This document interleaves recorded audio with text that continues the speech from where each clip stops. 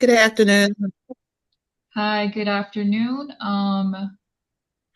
Welcome everyone. I am Mariani Gama. I'm the Senior Project Manager at the Northeast Recycling Council, NERC, and I'm excited to welcome you to today's webinar. Um, so this forum is being recorded, and the recording and a copy of all the presentations from our two speakers today will be sent to you afterwards. So please enter your questions into the chat box, but also try and ask them by the end of the presentations when we'll have a moderated discussion with with Emily. Um, a little bit about NERC. Briefly, NERC, we are an 11-state nonprofit organization that works with minimizing the waste, conserve natural resources, and advance the sustainable economy.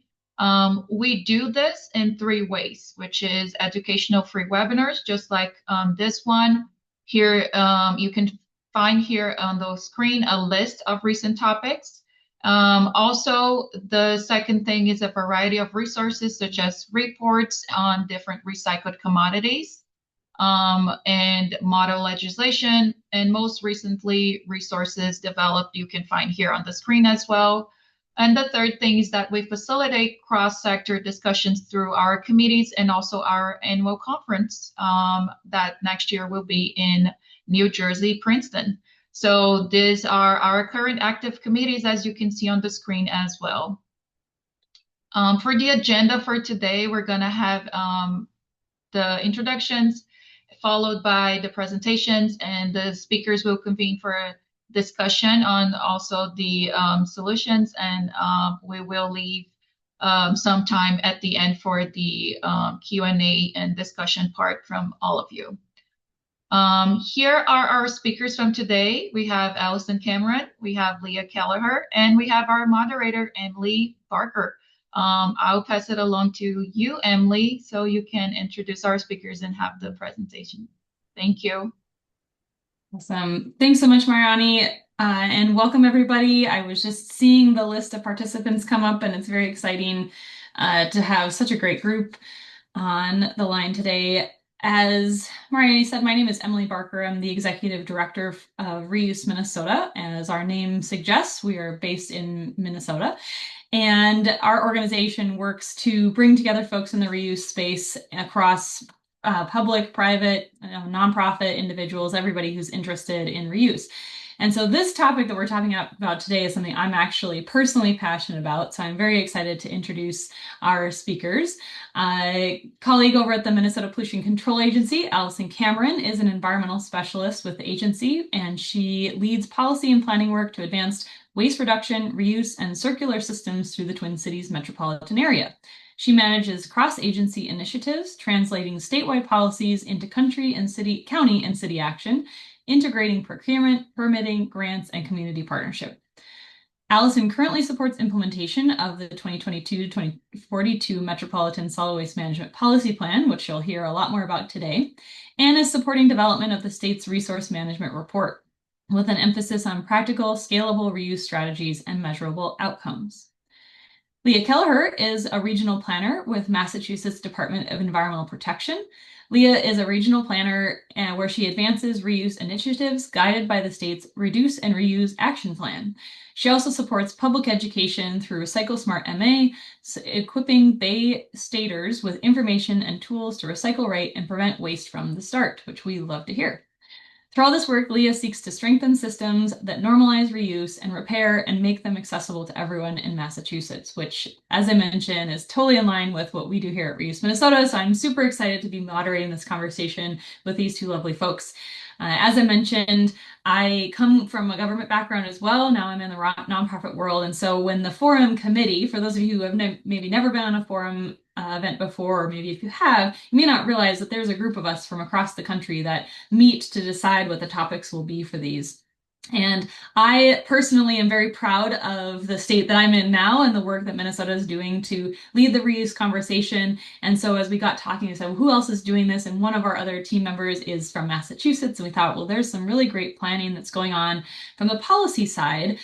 Because as we all know, reuse and everyday changes from individuals are incredibly important, but if there's not solid policy to back it up and to really push it forward, then it can be hard for those systemic changes to really happen in a meaningful way. So with that, we are going to start with Allison, and she'll share her screen. Just as a reminder, you're welcome to type questions in the chat. We are going to wait until the end and have a discussion with the two folks, with panelists. We will invite you to actually come on screen and ask your questions as well, but feel free to jot them down in the questions or in the chat. If you're like me, sometimes you forget what your question is, so it's nice to just get it written down, and that's just fine. But we will wait until the end to answer those. But with that, Allison, if you want to go ahead and share your screen, that'd be great.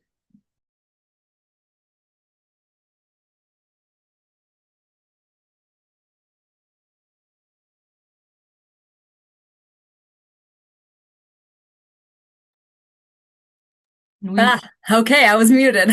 There you go, looks good. All right.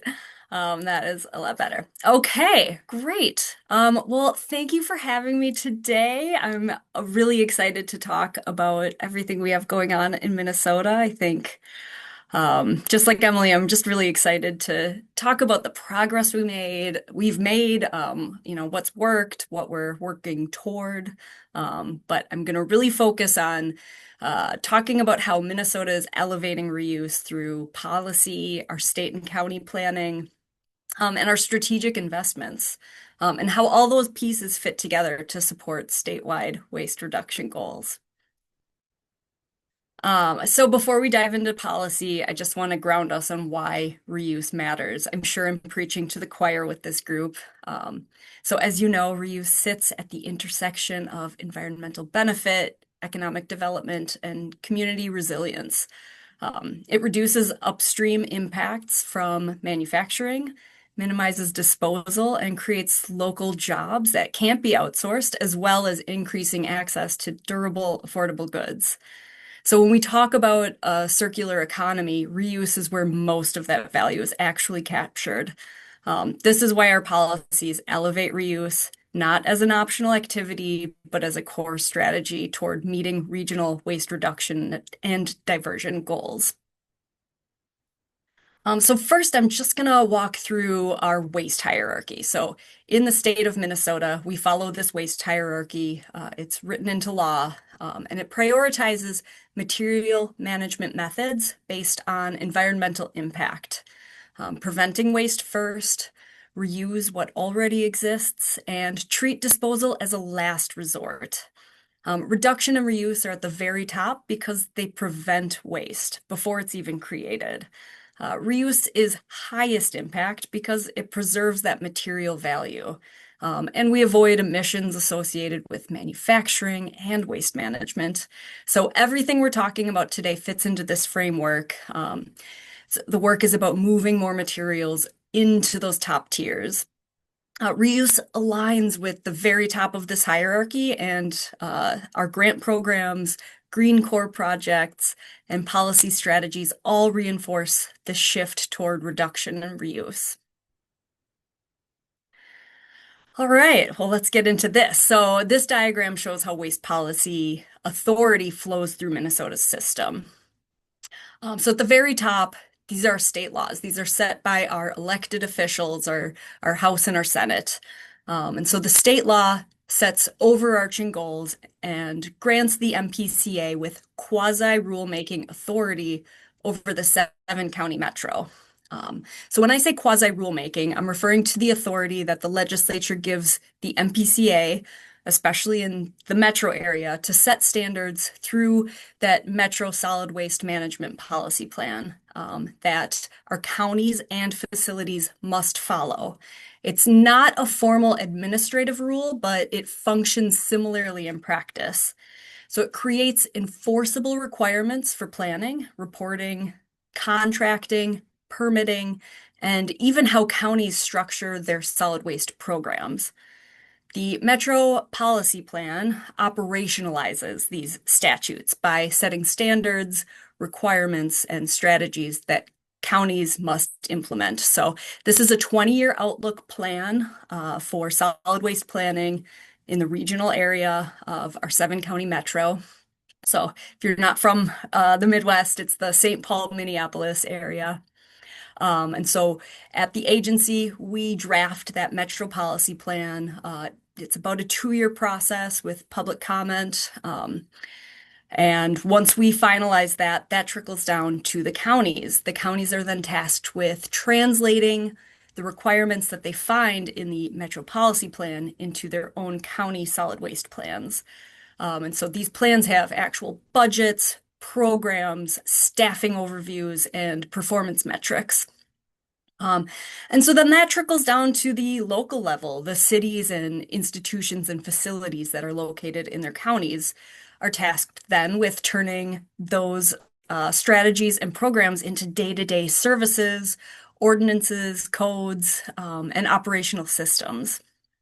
So when we talk about reuse, it's not just one agency or one system. It's really a coordinated work across all of these different government levels. All right, we'll get into the strategies. So the Metro Policy Plan includes strategies that address management methods throughout the whole waste hierarchy. I'll obviously focus on reuse today, but one thing we did differently with this last iteration of the plan was to introduce a point system for our optional strategies, which I'll get more into depth about in a few slides. First, we'll focus on our required strategies that focus on reduction and reuse. These are strategies that every metro county needs to implement, and the focus is on creating regional consistency. So someone living in the far north metro area has the same services as someone living in Minneapolis or down in our southern metro or western metro. So the first required reuse strategy I'm going to talk about is launching a biannual sustainable consumption challenge. So these challenges should make waste reduction tangible for our residents. These are things like zero waste challenges, food waste tracking, and messaging around seeking out durable, repairable items. These are things that normalize reuse behaviors at the individual level, and they can really help counties meet upstream reduction goals. The next strategy is establishing a formal sustainable purchasing policy. So on top of solid waste planning, I also coordinate our sustainable purchasing program. So we're looking at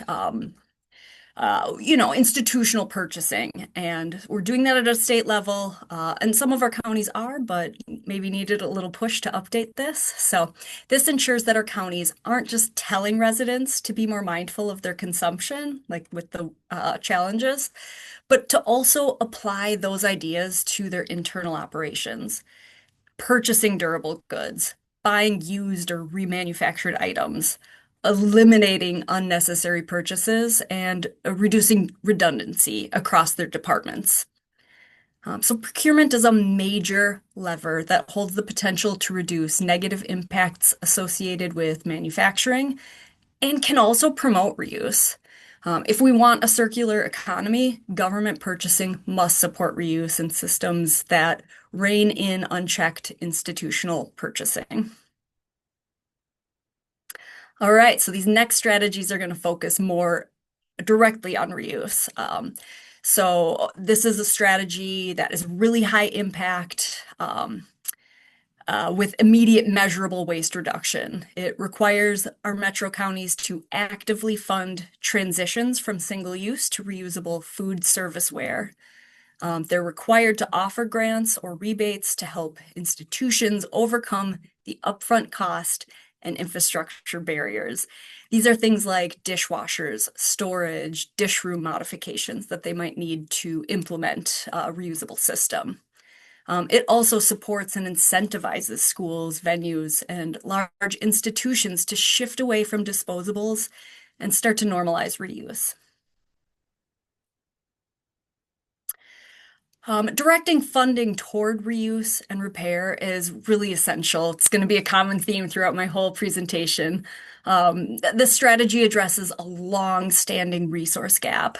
Reuse and repair organizations historically were not eligible for the consistent, dedicated funding in Minnesota the way that we established that funding for recycling and composting organizations.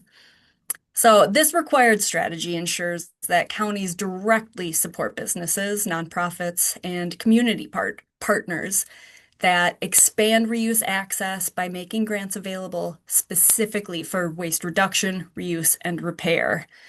Instead of splitting the pot with recycling initiatives, they need to offer dedicated funding to those activities. So importantly, this requirement does not assume that there needs to be a level of innovation. Many of our small reuse and repair businesses are already providing value, but they just need help scaling. So many reuse organizations have also limited administrative capacity. So we did encourage the counties to provide application support to level the playing field among these different organizations. So these grants build the reuse ecosystem through swap sites, reuse sites, repair spaces, and the reuse infrastructure that otherwise they'd struggle to compete with cheap disposable options. All right, the last required strategy I'm going to talk about is our green meeting policy. Green meeting policies help normalize low waste practices inside the government itself. So this can reduce waste at county-hosted meetings through initiatives like not printing out handouts, having reusable mugs for coffee service or water, and then supporting reuse service providers through like catering or having those reuse an option for plates instead of disposable to have reusable serviceware in their government buildings available to their employees. This also models the behaviors we want residents to adopt. So policies like this one embed reuse into everyday operations. It shifts organizational norms and it can influence staff behavior. So to be clear, this is a cultural shift strategy seeking to normalize reuse inside government operations. So beyond our required strategies, counties can choose from optional strategies to earn points in their solid waste plans. So each county must pick enough optional strategies to meet a 75-point minimum.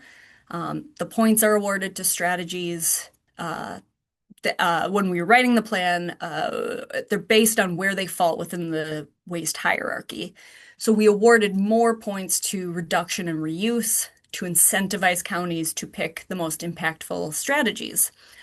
This also allows for flexibility because what works in Hennepin County, our most populated county, it won't look the same as, maybe a Scott County or a Washington County. The point system, it helps counties design programs that match their staff capacity and consider their available resources while still supporting a strive toward our regional goals. The optional reuse strategies from the Metro Policy Plan fall into the three categories you see here. One is reducing reliance on single-use items. The second is expanding networks and knowledge sharing through requiring participation in things like Reuse Minnesota and increasing access to reuse. So setting up a reuse drop-off site or establishing a curbside pickup day. So these optional strategies all let our counties tailor reuse efforts in their community. And we've seen some really interesting tactics come out from our counties, all a little different and all based on what resources they had available. So they function as a pipeline. There's the planning, then comes the funding, then we see the implementation of the programming, and ultimately we're experiencing market growth in reuse. The policies create the conditions where reuse feels normal and expected, not niche. And lastly, something that we have in our Metro Policy Plan is the state-led strategies. We're doing a lot of work. It's not necessarily my team of solid waste planners. It's spread across our agency. But through the feedback process of public comment and chatting with our metro counties during the drafting of the plan, The feedback we received is that our counties are facing two major barriers: a lack of statewide reuse funding and standardized reuse measurement. So the MPCA is responsible for addressing these through these state-led strategies.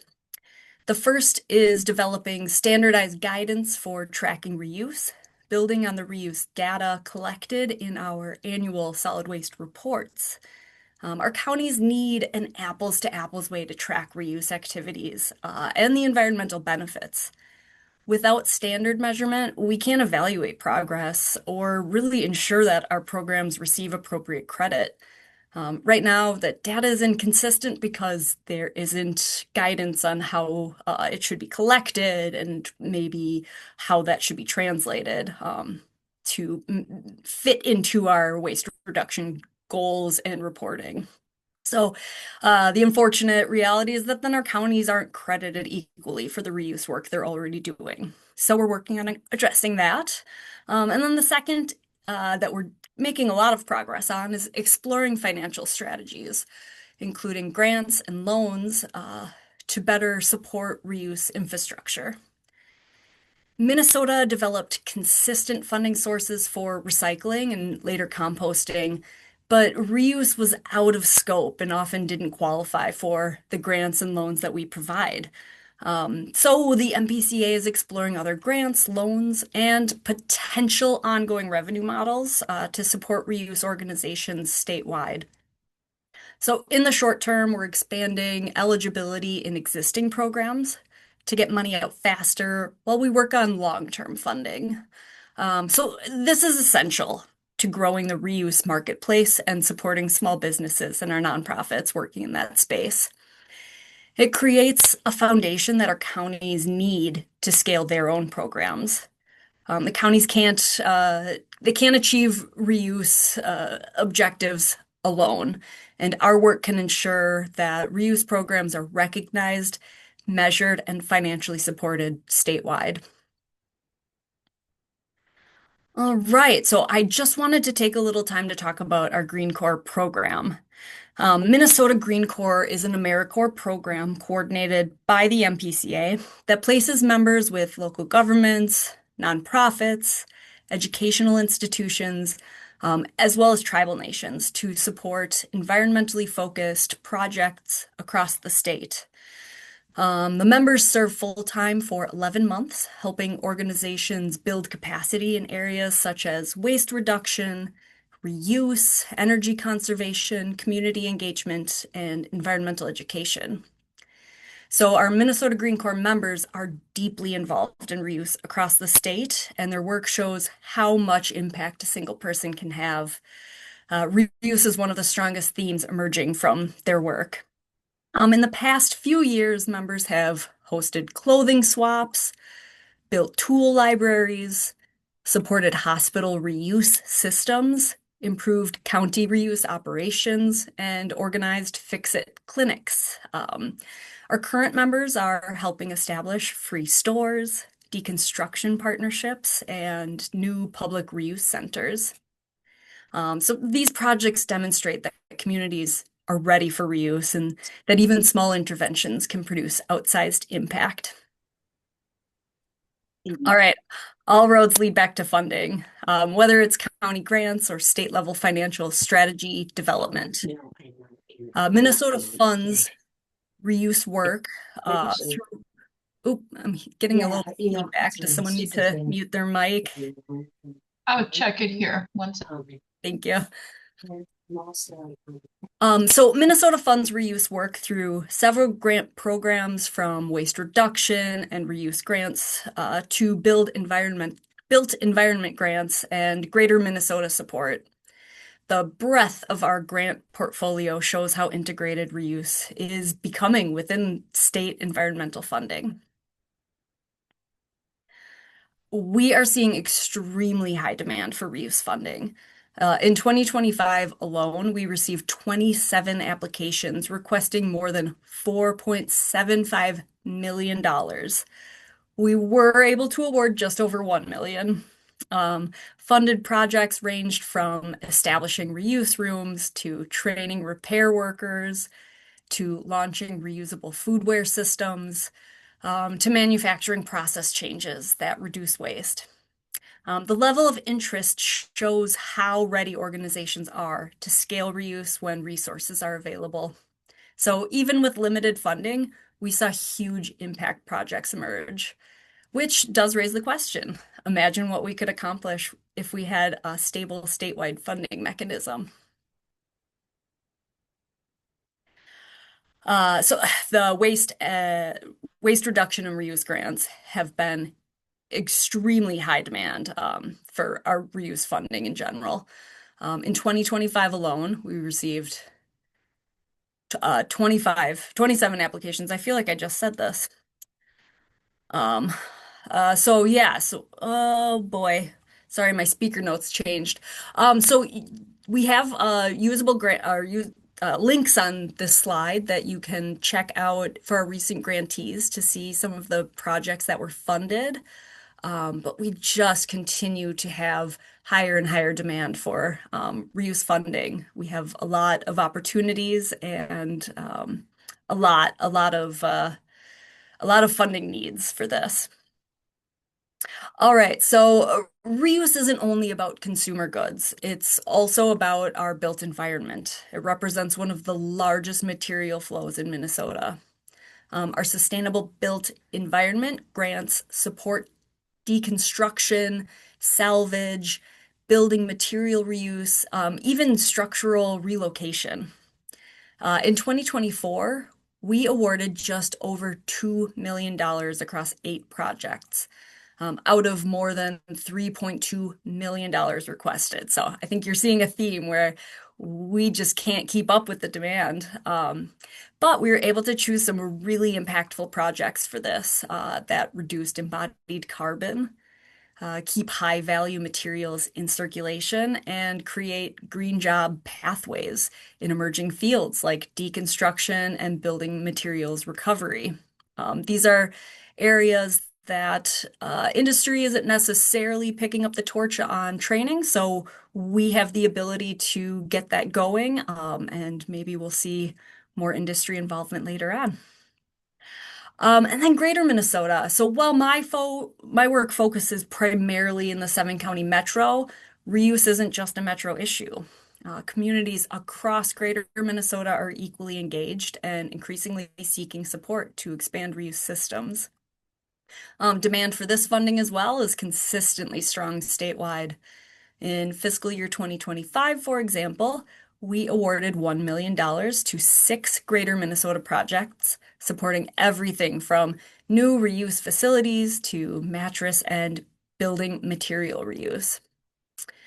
So these investments have helped to ensure that reuse infrastructure isn't concentrated solely in urban areas, but is accessible and equitable across the state to serve all of Minnesota's residents. All right, I'm going to drop this link in the chat. So we have some funding opportunities coming up. Oops.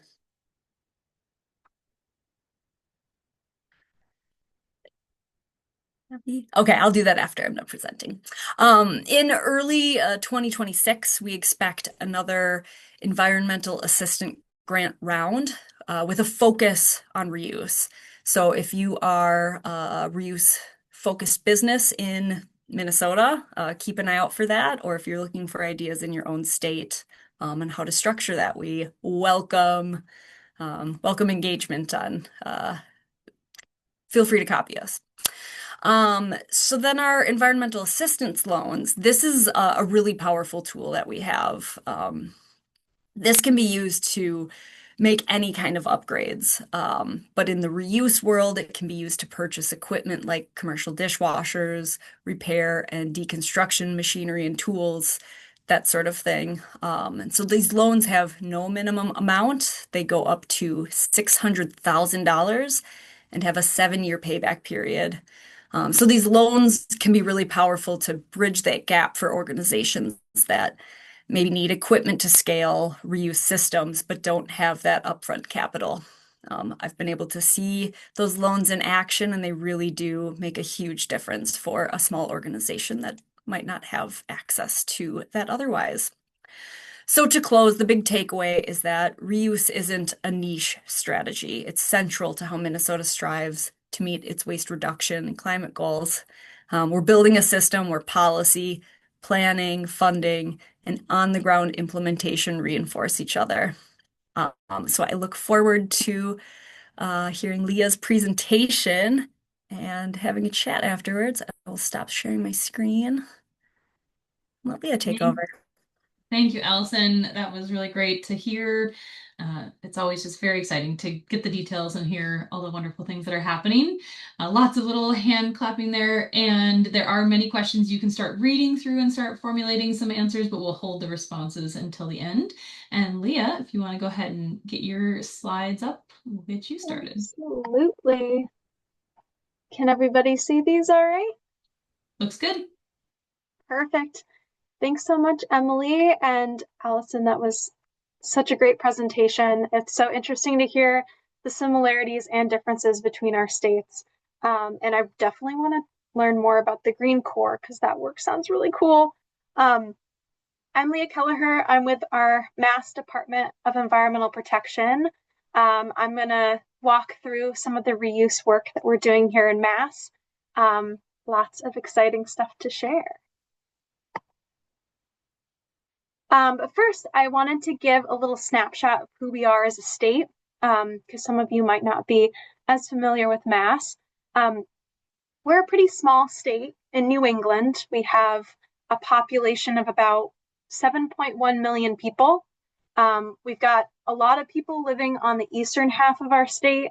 Think about like Greater Boston, but we've also got pockets of folks in the northeast and southeastern shores. And then we have more rural communities on the western half of our state. We also have a pretty long coastline, so we've got quite a few coastal communities. We've even got some islands. We've got a lot of communities in total. It's 351 cities and towns to be exact. And collectively, those cities and towns form a commonwealth. So we're a home rule state, which means a lot of stuff is driven at the local level, especially when it comes to setting and implementing policy. I do want to note that we have counties, but our county level, regional level efforts don't often touch waste related issues. So just keep that in mind as I talk about the work that we're doing. A little bit different from Minnesota. We border 5 states: New Hampshire, Vermont, New York, Rhode Island, and Connecticut. I think this is worth noting because we all know that materials management and markets for reused materials often extend beyond our state borders into neighboring states. So we're often thinking about our neighbors, especially when it comes to markets. And finally, there's a lot of research and higher ed happening here. We've got a lot of colleges and universities. Many of you might know this, especially in the Boston area. And, they come with their own waste-related challenges and opportunities. They tend to be larger closed-loop systems. And then we also have a lot of biotech and research happening here. Again, pretty unique waste challenges. Think about all those nitrile gloves and pipettes being discarded every day. So we tend to think about those industries as well when thinking about opportunities for reuse. Before I jump into our reuse work, I thought it would be helpful to sort of take a step back for a couple minutes and talk about how it sits within our broader solid waste work and goals. And then I'll just give a little bit of context too about who we are as a team and the work that we do. So we, Mass DEP, we've got a solid waste master plan. It's updated every 10 years. Our current plan has 2 big goals. The first being to reduce statewide disposal by 30% by 2030. So that's reducing disposal by about 1.7 million tons. And then it also sets a long-term goal of 90% reduction by 2050. It also, sort of on a broad scale, establishes the Commonwealth's policy framework for reducing solid waste and managing all the waste that's generated in state. And so, as you can imagine, there's a lot that we need to do. There's a lot in this plan, lots we need to do to meet those big goals. So we created these action plans that you see up on the slide, really to target key waste areas. So we have an organics action plan, specifically thinking about food waste. We have market development, construction and demolition, and then, of course, our reduce and reuse action plan. And I'll also note that, I love to see it. I think we all love to see it. Reuse is specifically called out in our solid waste master plan because reaching our high level goals, that 30% and 90% reduction, it can't be done with just recycling alone. We know that. And so we also need to be reducing waste at the source. We need to be reusing, repairing, supporting all those R's that prevent waste in the first place. And Allison gave such a lovely why this work matters, but I just wanted to reiterate that a little bit. I also wanted to take a minute to talk about our waste disposal bans because they're one of the main ways that we are moving the needle on waste reduction en masse. Most of our efforts, which I'll talk about a little bit later, they focus on grants, incentives, assistance, really those like carrots. But the waste bans, they're a big regulatory tool that MassDEP can and does enforce. As the name suggests, they ban the disposal of certain materials statewide, so keeping good stuff with value out of the trash while also keeping bad stuff like toxic materials out. And in doing so, that inherently supports these materials getting reused and recycled more, developing infrastructure to keep them in use. And then, of course, another main goal, prolonging the life of our landfills and incinerators. The first waste ban regulations were a core part of our first solid waste master plan all the way back in 1990 for my time. And now we have over a dozen materials added to the list. You can see those on the right-hand side of the slide, all listed there. In recent years, we added commercial food material to the list. That was back in 2014 for commercial entities that are generating more than a ton or more per week. And then we lowered that threshold in 2022 to a half ton per week.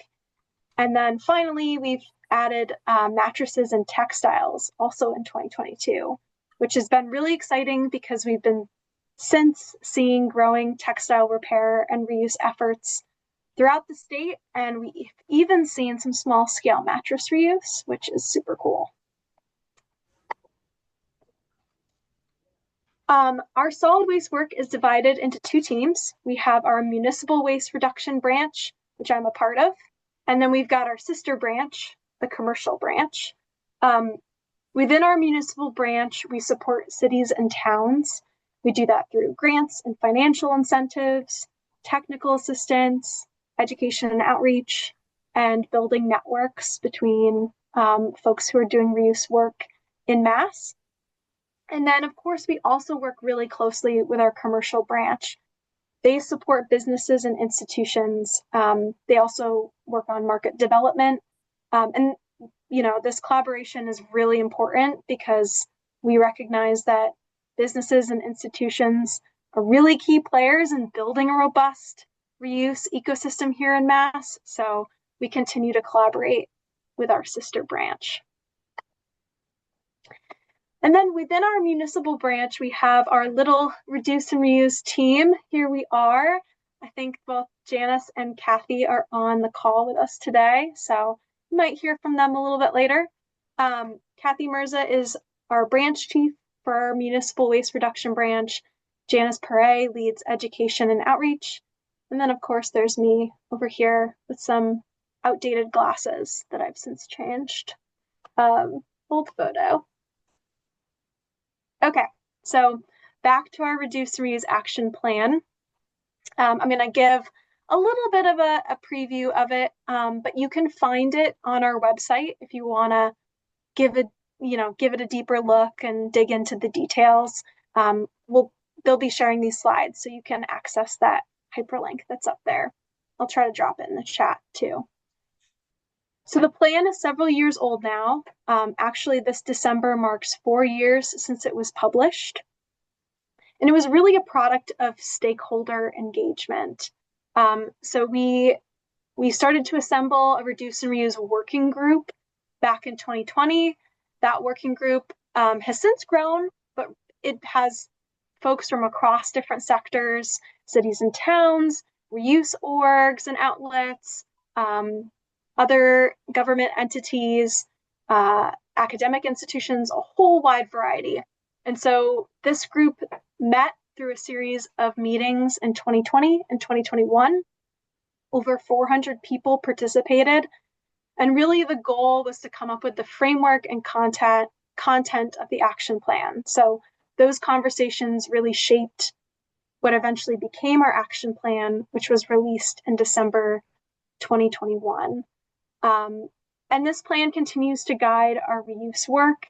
There's a lot in it, a lot of distinct actions. You can see up on the screen, I added a little snapshot of one of those actions.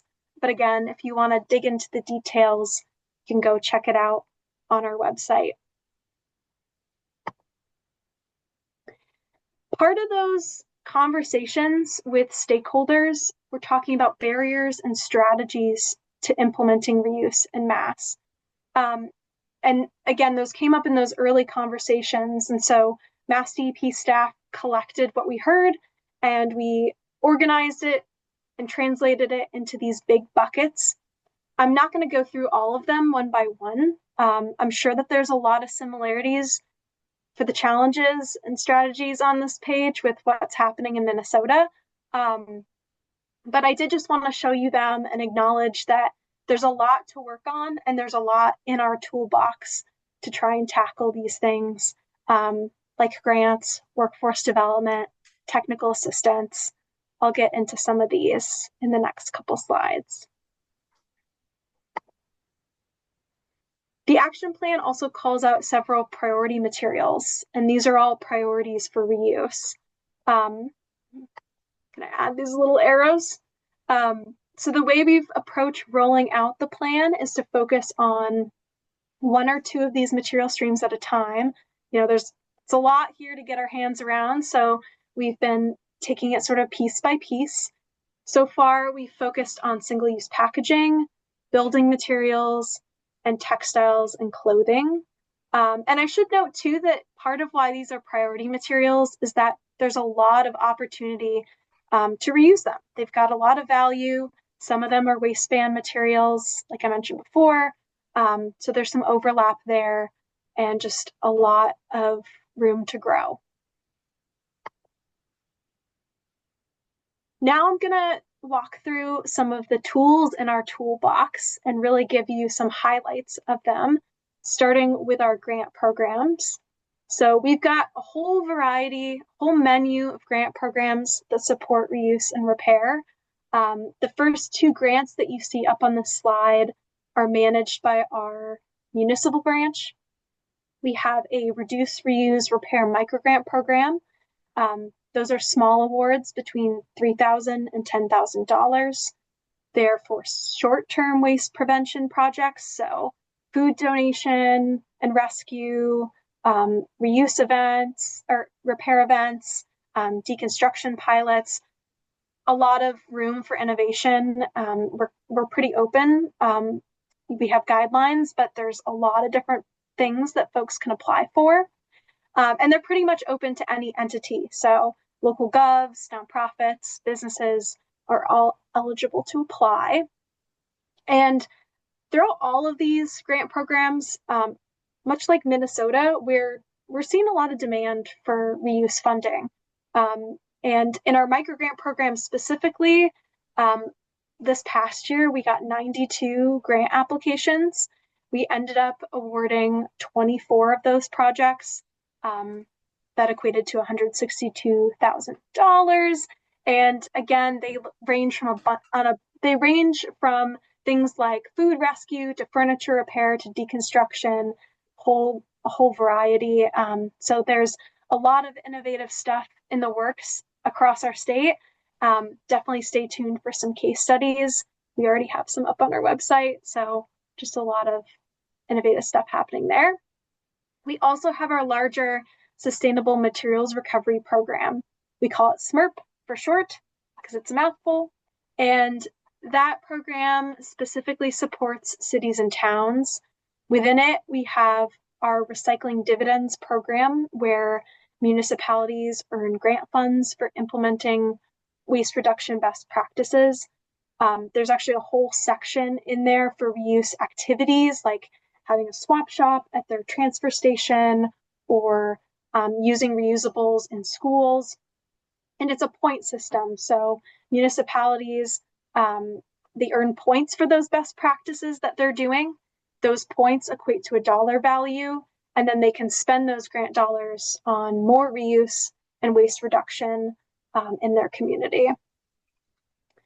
Within SMRP, we also have a grant for swap sheds, as well as larger waste reduction grants. They range from $20,000 to $100,000, and they tend to target regional activities.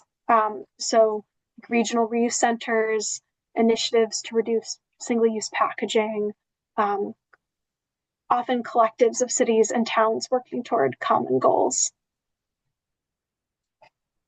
The other two grants on here are managed by our commercial branch. They are the Recycling and Reuse Business Development Grant, which provides larger grants to businesses and nonprofits, really to help them expand infrastructure for either collecting or processing materials. And that's both on the reuse and recycling side. And finally, we have our newest grant program. It's called the Waste Reduction Innovation Grant, and it supports investment in new technology to expand reuse and recycling infrastructure. Those range from $50,000 to $100,000 for startup projects, and then $500,000 to $2 million for innovative capital investments. Again, looking at like new technologies and trying to scale them up. Awards for those are still being determined this year, so stay tuned. I hear that they might be announced this winter, so keep an ear out. Reuse also shows up in our technical assistance. So we have a free technical assistance program for businesses and institutions called Recycling Works in Massachusetts. They do all sorts of things, but they provide direct one-on-one assistance that includes site visits. So if a restaurant is thinking about switching to reusables, someone from their team will go. It's administered through a different group called the Center for Ecotechnology that we partner with. So someone from that group will go and do some on-the-ground field work with restaurants and help them switch to reusable containers. They also have a ton of online resources. They've got guides for food donation, furniture and office equipment reuse. So they provide a lot of support. I don't have time to go through everything that they do, but definitely check them out.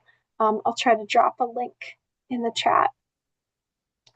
Our other boots on the ground are 8 municipal assistance coordinators. We call them the MACs for short, and they're supporting cities and towns in their waste reduction programs and services. So they do all sorts of technical assistance, from rolling out new programs and helping advise on how best to do that.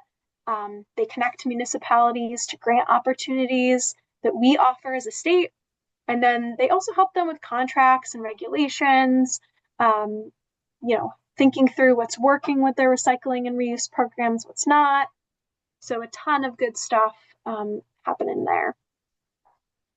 I also just wanted to shout out that Recycling Works in Mass, they just came out with their 2025 report. And this past year, they worked with over 300 businesses, helping to divert over 1,500 tons of material. So just wanted to give that little bit of congrats to them. We also do a lot of education outreach. We have our Recycle Smart MA program that's geared toward the general public. So a lot of it's about recycling, but we're increasingly branching into reuse and repair topics. We do social media posts, like the one you see on the right here. That's all about little ways to reuse at home and save money. But we also do newsletter deep dives. We do webinars. We actually just hosted a webinar all about all the great reuse work happening in Mass, so that folks could be inspired by what's happening here. And then Recycling Works in Mass, they do a lot of outreach on the business side. So they have case studies on their websites. They also do newsletters. They do blogs. They speak at events and workshops, really trying to connect with the business community here in Mass. And finally, we do a lot of network building. So I mentioned we have our Reduce and Reuse work group. We're now at about 680 members. Again, that's across a whole variety of sectors, continues to grow. We have roughly quarterly meetings with that group that are more educational, talking about what's happening in the state, opportunities, and really continuing to keep the conversation going as a group. And then we also have a deconstruction work group that's focused on building material reuse and deconstruction. That's at 700 members now, so even larger than our broader reuse work group. And that group is more focused. It has general contractors, designers, building officials, historic preservationists, all folks interested in deconstruction. Okay, so now I'm going to just hop through some of the actions that we've taken by material, starting with reusable foodware. Again, this is aimed at reducing single-use packaging, one of those priority materials on our list. Last year, we published best management practices for reusable takeout containers. It has a ton of guidance and resources all about how to switch to reusable food serviceware, how to inspect containers, track them, return them, wash them. And while developing these management practices, we had several conversations with our Department of Public Health, our Mass Department of Public Health, really to help us understand food code requirements around containers. And then we worked closely with their staff to vet the BMPs and make sure that they're consistent with the MA food code. However, even though we had this alignment, I should note that this document doesn't supersede guidance from local health departments. So again, back to that home rule, local health inspectors have the final say when it comes to containers. And Recycling Works is continuing to promote this guidance in all the outreach work that they do, so it doesn't just live on a shelf and gets in the right hands. Another priority material we focused on so far is textiles. As I mentioned earlier, they are a waistband material, so clothes, shoes, linens, other textiles aren't allowed in the trash. This work was done after several years of just us ensuring that markets were in place to accept and manage these materials. We didn't want to put the cart before the horse there. We facilitate an annual textile summit where we meet with recovery organizations and discuss issues. We hear what they're experiencing, and then we also collect data from them on the tonnages that are being recovered. We've supported textile recovery and reuse through all of the different grant programs that I mentioned earlier, well, most of them, to help build capacity. And then we have a dedicated web page all about textile recovery. It's got fact sheets, FAQs, best practices for donation bin ordinances, so both for the general public and for cities and towns. And then finally, it's a lot of work, so thanks for bearing with me. We've done a lot around building material reuse. A large portion of our waste, more than 1 million tons of the 6 million total that we dispose of every year in mass, that's coming from the construction and demolition sector, that 1 million tons. So within our solid waste master plan, we have a goal of reducing construction and demolition waste by 260,000 tons annually by 2030. We've got a whole C&D action plan dedicated to that work. But for our reuse work, we know that reusing buildings and their components is critical if we want to meet our higher level goals. And so over the past few years, we've been spending time exploring and fostering reuse opportunities.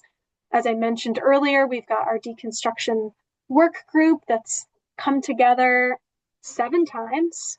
We've had 7 webinars, really with the goal of expanding our mutual understanding of what deconstruction is all about, opportunities for it, models in other places, a whole variety of topics. And now we're currently in a transition stage where we're going from learning and absorbing all that information to then planning how we can move the needle here in Mass. So we actually hosted a deconstruction summit. We hired, we're calling it a workshop. I like to call it a summit. We hired Sustainable Performance Institute, a really great group that helped us facilitate the in-person workshop. We invited major stakeholders. So again, like contractors, architects, designers, cities and towns, really with the goal of trying to figure out how we can go to the next level. Some of you might know Barbara Botchalom. She was our main facilitator, and we heard a lot of great stuff during that workshop. So lots to think about, and Sustainable Performance Institute is putting together a report with recommendations that should come out early next year. So stay tuned for that. There are a few, just going to the ones that it says yes. Oh, I think somebody might need to be muted. Yeah, I'm just checking it, sorry. Thank you. I'll mute the person. And then this past spring, we did do a midpoint review of our plan because it's been 4 years. We had 3 meetings, each focused on different priority streams, priority material streams that I mentioned earlier. And really our goal for these meetings was to give a status update to all of our stakeholders about the progress we've made so far, kind of like I just gave to all of you, and then to solicit feedback to see if we had missed anything or if things have changed since we put out the plan and what needs to be updated. For the most part, it seems like we're on track. We heard that from these sessions, but there were a couple of themes that emerged as we got feedback. Really, how are we reaching people? How are we getting resources that we're building in the right hands? Storage comes up over and over again, especially when thinking about bulky items and construction materials. There might be opportunities to use temporary storage space, underutilized space that the state has to store items, and then regional efforts. How do we continue to connect people and organizations to make sure materials are getting reused? And on that note, we know that collaboration is key. We know that growing our reuse ecosystem requires all hands on deck. So just wanted to acknowledge that here, that we're working across sectors. We're really trying to support different sectors in this work. And we're also starting to work with other state agencies.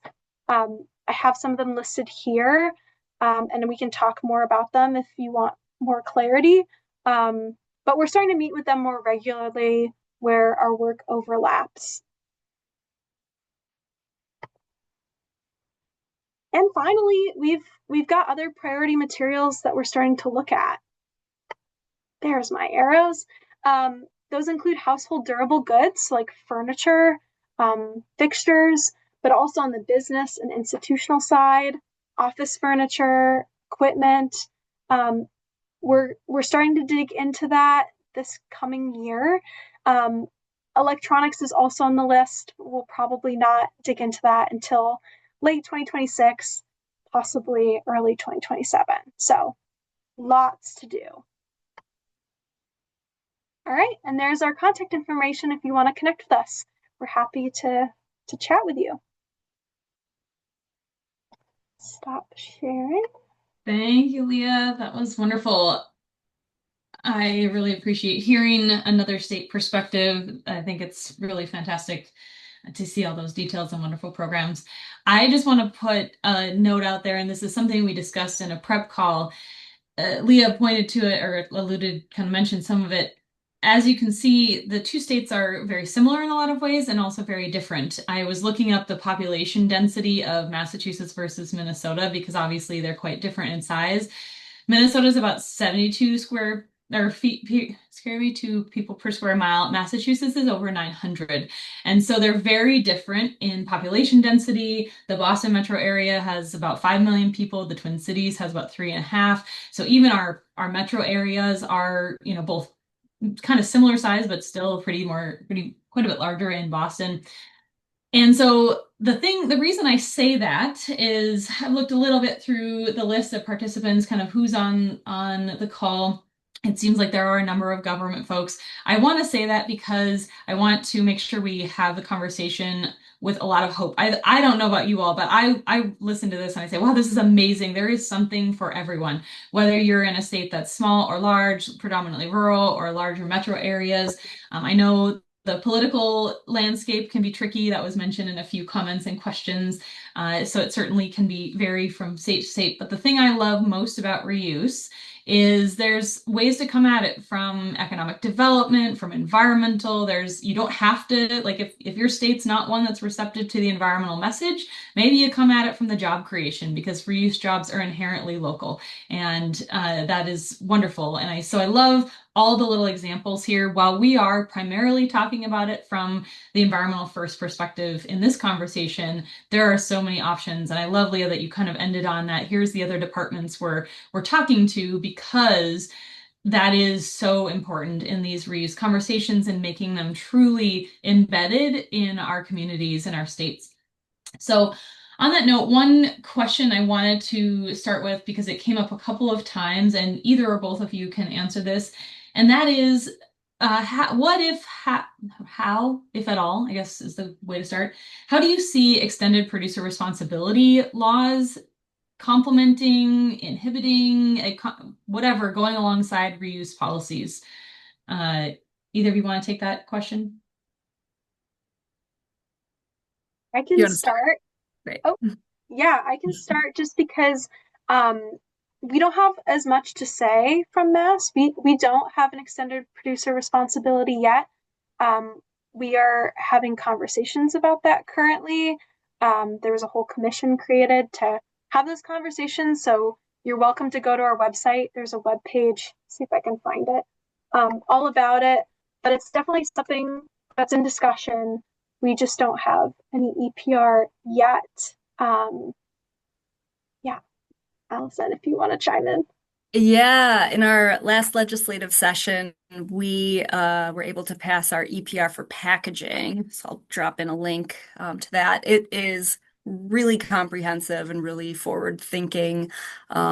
So it establishes the framework to fund refill stations, really like the whole infrastructure of addressing single-use packaging. And putting the onus and the bill on the producers. And I think that is really great. I'm really excited about it. Awesome. And there's a few links that have been dropped in addition to what Allison said. So thanks for those and that in there. Yeah, definitely EPR. Obviously, it's been around for things like paint and things like that for a while. And we know that there's lots of opportunities for sure. Okay, sorry, I'm trying to get back to my questions here. Okay, so I actually really liked this question. And it's somebody from New Hampshire who was in the conversation quite a bit. Reinmar, I think if you have interest, the question you had asked about being curious about how you arrived at these policies and resistance. Do you want to ask that, like, come on and ask that question directly, or otherwise I can just read it? Sure. Yeah, you can just read it. I mean, it basically is just it's in many states we're kind of looking at all these great programs that you guys have and being jealous and thinking, was there a process in your memories or did this happen before you were involved? It's possible. Both of you are pretty young. Um, but whether you can say anything about what the process was to get these things enacted, because that's the situation that we're in right now. Thanks, Beth.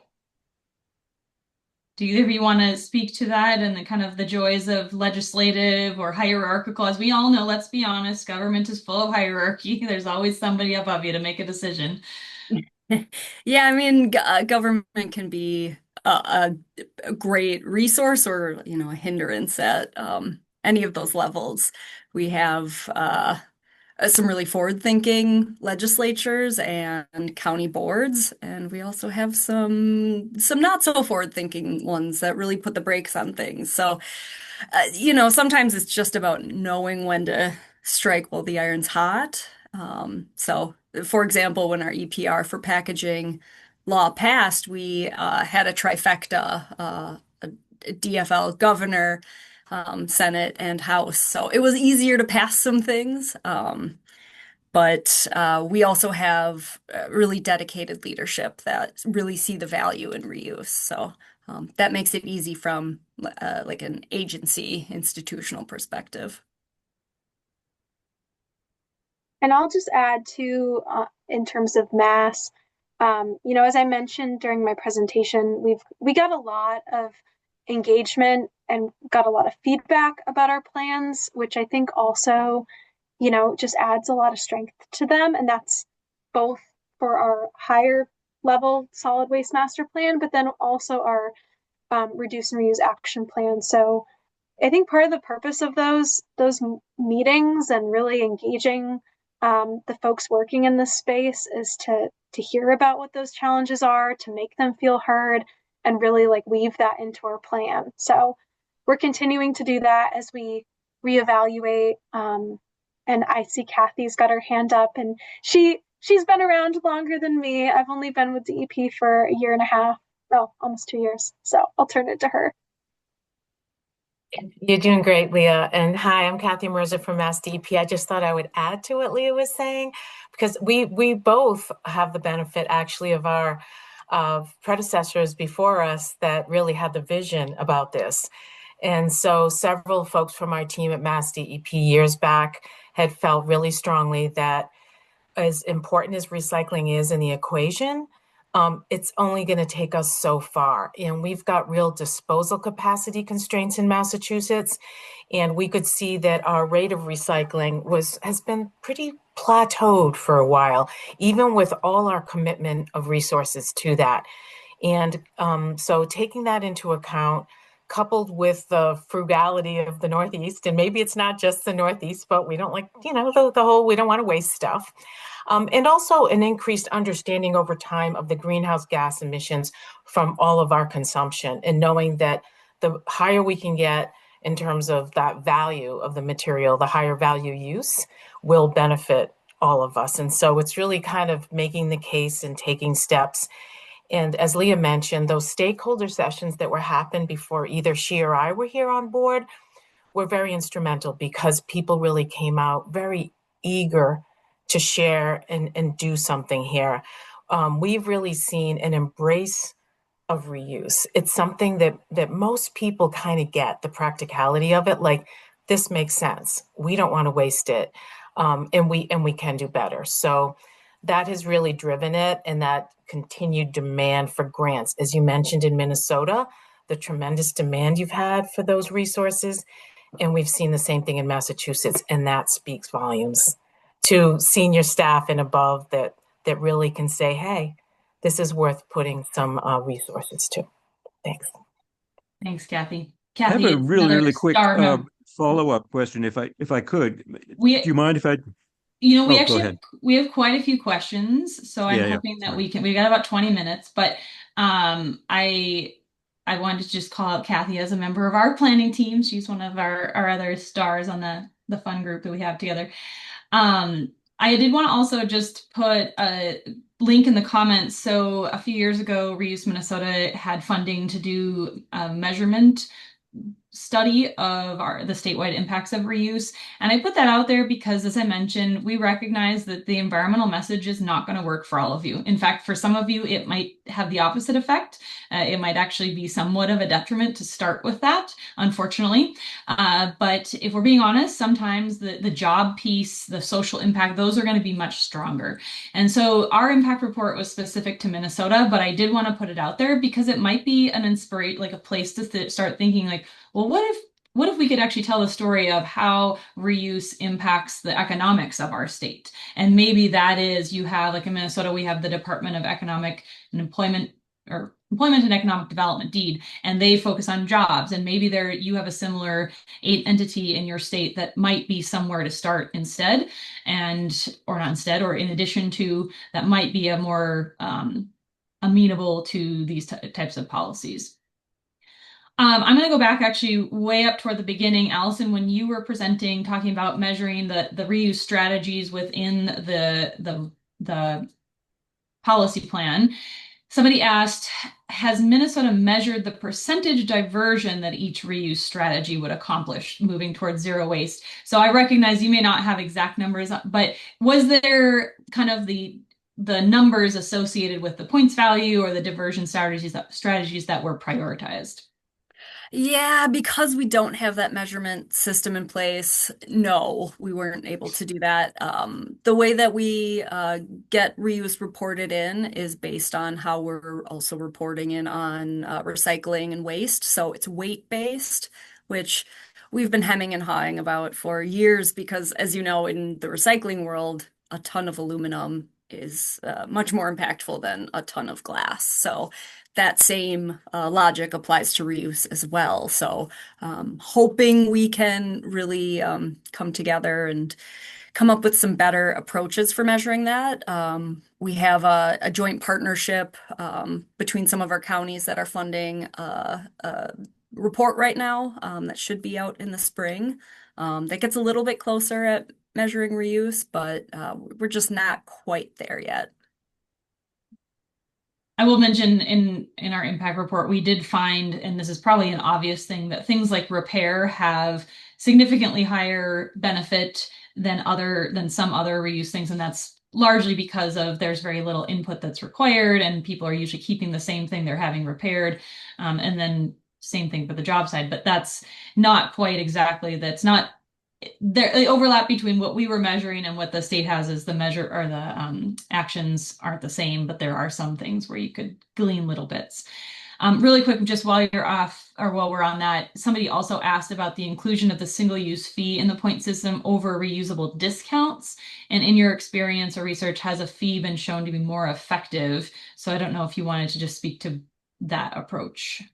Yes, I'm a little removed from that because it is implemented at the county or mostly city level. I mean, a discount is a bit more equitable. You're not paying more for the things you might need to go shopping. However, a fee can really drive people to create change. So I don't know that we've measured a difference between the two. That would be great information to have.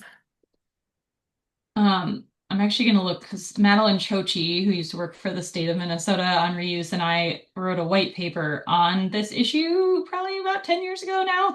I'm going to see if I can find it still on the MPCA page, but I'll share that. I know that there was some studies based in Ireland and Washington, D.C. that kind of pointed to the reality that a fee is ultimately more effective than a discount, just from some psychology that comes to play. But it also is useful if you have a fee that then the money is often used to either educate or do programs that then reinforce reuse or waste prevention. And there are some places where that's actually the money goes into that type of funding, and that can be useful as well. Go ahead, Leah. Oh, I was just gonna say, I just dropped a link in the chat. This is a case study from Recycling Works in Mass.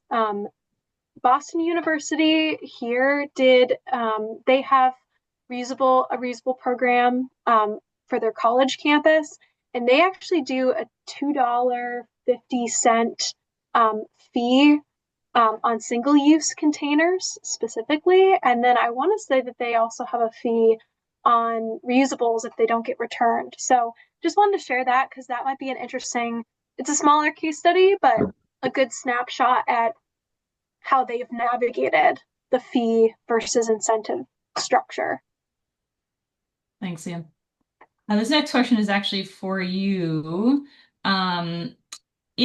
About your material bans. So if some materials are banned out of disposal, where does it go? And there was actually a few questions of like, what do you do on a banned material that ultimately, it's repaired 10 times and it really truly can't be reused or anything anymore. So what's kind of the downstream for those items? Yeah, it depends. It depends on the material. So one that comes to mind are large appliances. So those are one of waistband materials like dishwashers, refrigerators. And our municipalities have a ton of, I shouldn't say a ton, but there's a lot of recycling programs across our state for those materials. So if they can't be repaired anymore, then there are outlets to safely dispose of them through like recycling. So yeah, it really depends on the material. There's also quite a few centers for hard to recycle materials that'll take stuff that's either on the waistband list or other materials too. Another one that's not on our waistband list but is a tricky material that we think about is batteries. So that would be an example of something that can't be reused. If you have a rechargeable battery that's not working anymore, then there are places that will take them and safely dispose of them. Awesome. Yeah, we always say in our work that, reuse and waste prevention is always the number one priority, but that it needs to be a nice fellow partner with recycling and those proper disposals so we can keep things out of the trash for sure. All right, I'm just looking. Maggie, just on a technical side for saving this chat, I believe down at the bottom, if there is a way to do that. I think you can do it. There's like it looks like the paper with the corner folded over. I think if you click that, you can save it as a file. And then yes, saved it. Okay. Lee S., did you want to ask your question about normalizing manufacturers, that side?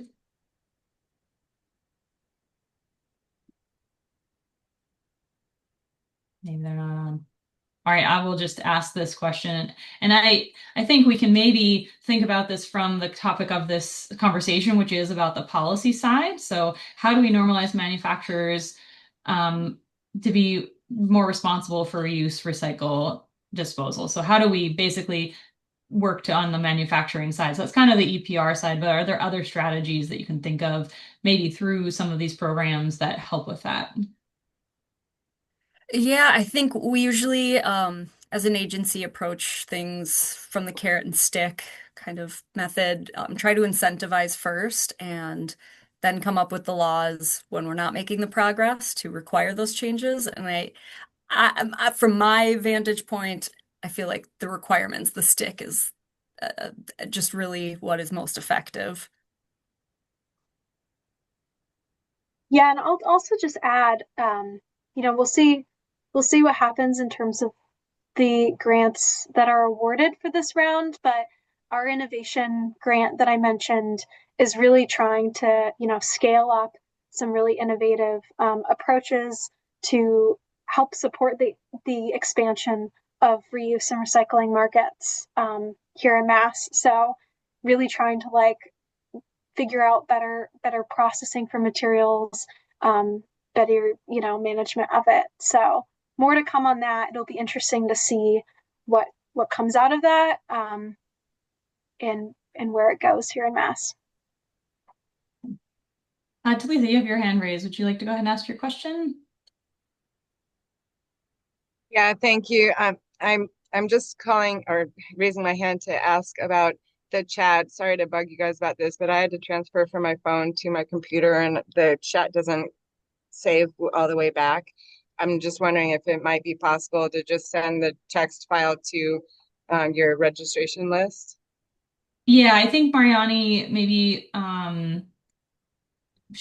let's see. We'll I'm share sorry, the send what? a copy of The text. The chat conversation, and I can make sure we save a copy of that too. Yeah, I answered that on the chat. It's like we save it automatically, like Zoom saves it.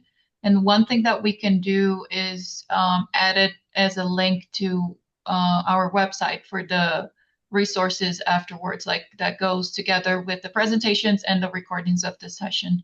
As it's more than one person Wonderful. asking for that, we can definitely add it there.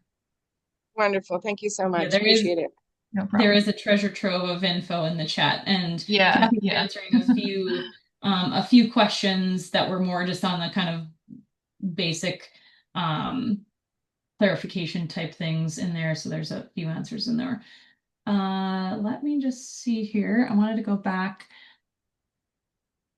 So Leah, when we emailed ahead of time, we were kind of talking about, questions and things that might come up. And I'm going to kind of do a slightly modified version of one of yours, and maybe both of you can answer this. Is if someone, like the person who asked the question earlier, is in a state where it feels overwhelming or kind of daunting to kind of approach and start these types of policies, what would be kind of a strategy for, like, if you were thinking about maybe you weren't in a state that's like Minnesota, Massachusetts that has 40 years of policy that supports this type of work or anything, what would be kind of like some tips or tricks that you would start with for approaching some sort of reuse policy at the state level? I think that showing examples of where it's worked, in Massachusetts or in Minnesota, I think that can be really powerful. You're not reinventing the wheel. This work is being done lots of places. So showing the success of it, I think is probably your best bet. But yeah, it's tough when you don't have that framework in place.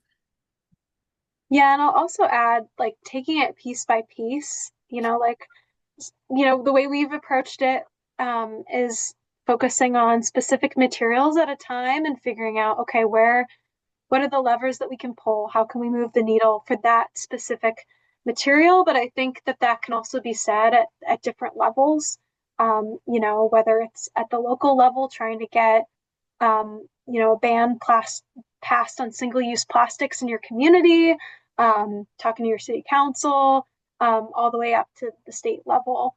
And also we've seen a ton, just thinking about those case studies, we've seen a ton of success in closed loop systems. So universities and venues, especially when it comes to reusable containers.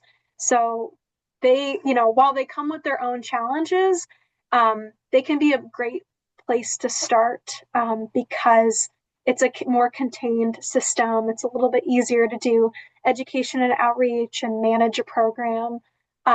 So just add that in there too, because that's something we continue to see success. And they can be big, like changing to reusables on a college campus or in a school system is huge in terms of waste diverted.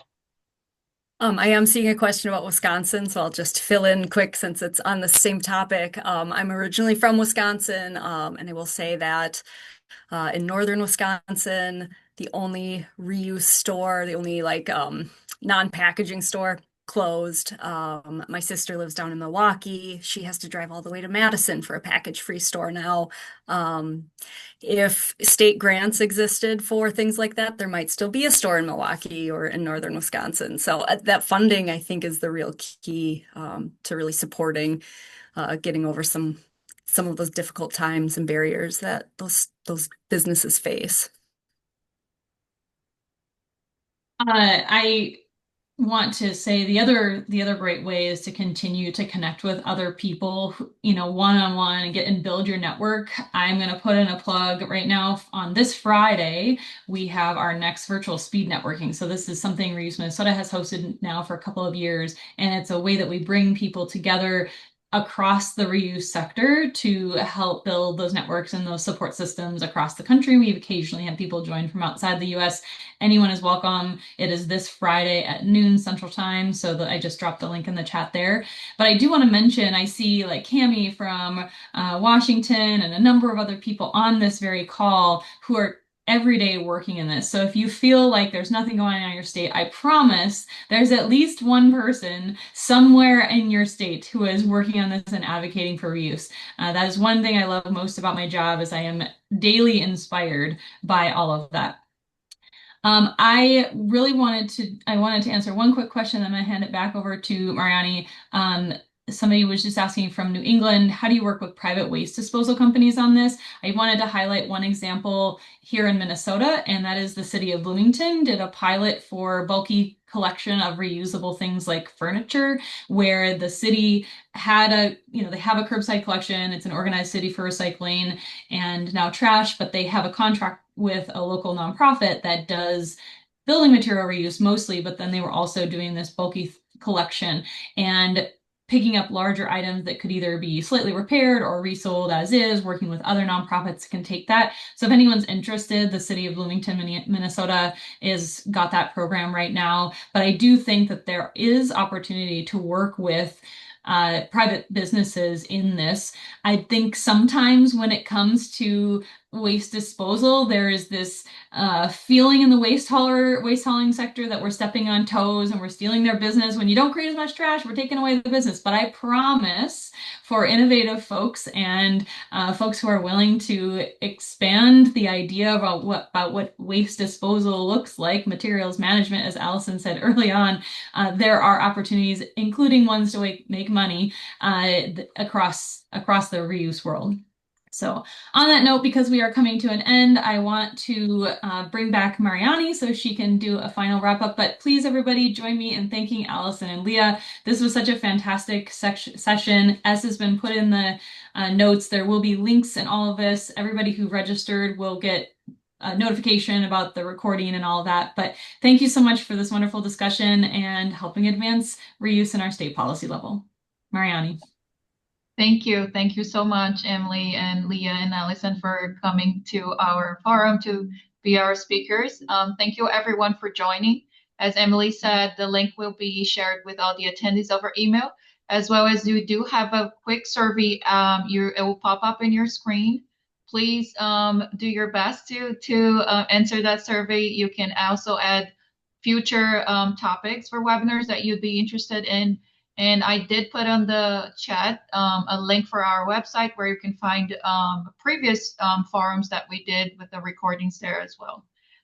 You can also sign up for our communications where we share all the events and webinars that we develop. Thank you so much. Have a great day, and see you next time. Thanks, everyone.